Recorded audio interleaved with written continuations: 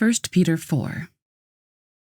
Since therefore Christ suffered in the flesh, arm yourselves with the same way of thinking.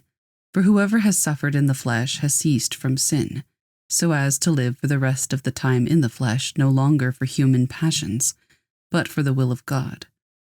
For the time that is past suffices for doing what the Gentiles want to do, living in sensuality, passions, drunkenness, orgies, drinking parties, and lawless idolatry. With respect to this, they are surprised when you do not join them in the same flood of debauchery, and they malign you. But they will give an account to him who is ready to judge the living and the dead.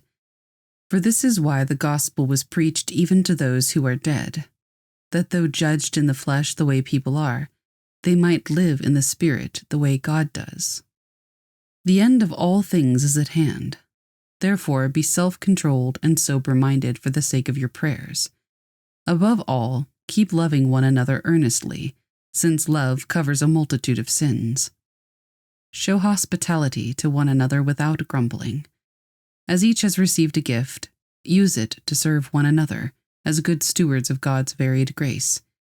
Whoever speaks, as one who speaks oracles of God. Whoever serves, as one who serves by the strength that God supplies, in order that in everything God may be glorified through Jesus Christ. To him belong glory and dominion forever and ever. Amen.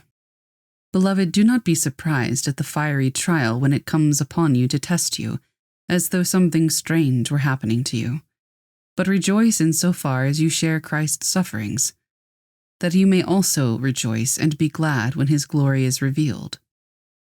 If you are insulted for the name of Christ, you are blessed, because the Spirit of glory and of God rests upon you.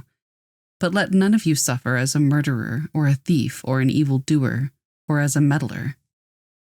Yet if anyone suffers as a Christian, let him not be ashamed, but let him glorify God in that name.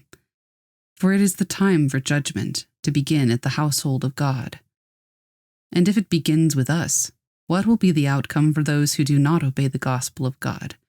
And if the righteous is scarcely saved, what will become of the ungodly and the sinner?